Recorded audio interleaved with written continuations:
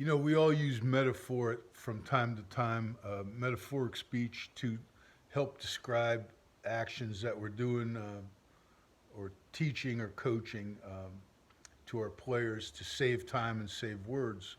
Okay, and I'm as guilty of that as anybody. I think I'm a wordsmith. You know, for a brief time, I was an English major and finished as an ed major, because English actually actually required some skill and what have you. But anyway, um, my fundamentals. Okay, the three things. You know, where you position your hands, and then the word condensed, and then rooted, rooted feet.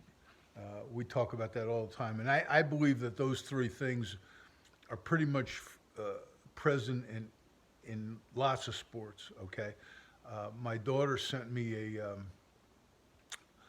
a video of my 6-year-old granddaughter playing softball, and I looked at that kid in her stance, and I said, "That kid is condensed."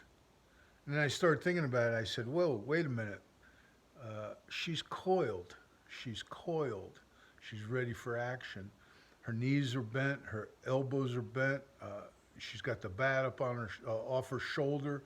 Uh, she's ready to go." And I think you know, the word condensed has been confusing to people. What does it mean, Coach? I've talked to a couple guys in the last couple of weeks, and one of them asked me, "Well, describe condensed." And I said, "Well, you know, your elbows are flexed, your knees are flexed, you've lowered your center of gravity to the ground. Uh, you know, that's not necessarily true. You could be condensed in the air like a ballerina or something like that. You know, coiled up." And I went, "Coiled, coiled up." Okay. So what I'd like to do is I'd like to introduce the word coiled.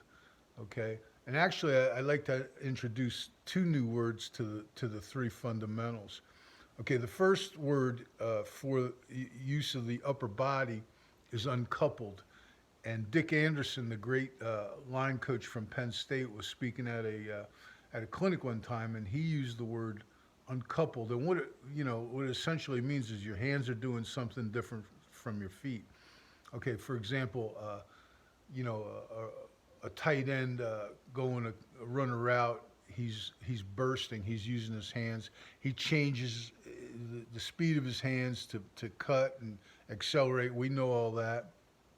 Okay, but when he goes to catch the pass, his feet may be doing one thing, but his hands have to come together and catch that pass, and that's called uncoupling.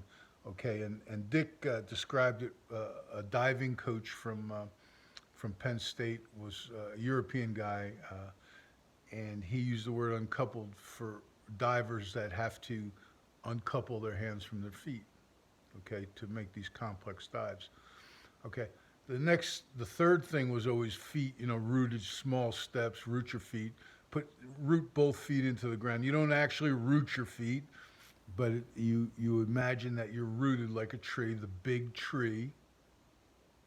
Okay, and that's to help apply torque. You know, when you're torquing, when you're trying to throw somebody or tear somebody, uh, you've got to have both feet on the ground at least momentarily. Okay, and if you're moving towards someone or trying to do work, you don't want big steps. You want small steps. You want to root into the ground. Okay. Now the third thing, or the middle thing, excuse me, the second thing, we've said condensed, but I want to change that now to coiled. Okay.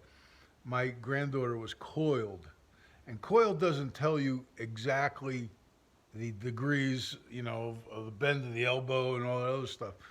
Coiled means that you're coiled. You're like a spring. Okay. You want to play coiled, and you want to stay coiled. You don't want to uncoil. When you uncoil, you're uncondensed. You want to stay coiled. If you look at a real automotive, you know, coil over shock or something like that, that spring is moving, but it never uncoils. It never becomes straight like a piece of spaghetti. It stays coiled, coiled. That shortens your arms, it shortens your legs. How far? I don't know. I can't imagine blocking somebody with my elbow bent that far, but we've said right around 90 degrees, somewhere around there, a little bit more, a little bit less. Coiled. Same thing with your knees, same thing with your hips. I don't teach rolling the hips. I used to, but I don't want that straight body. I want to stay coiled.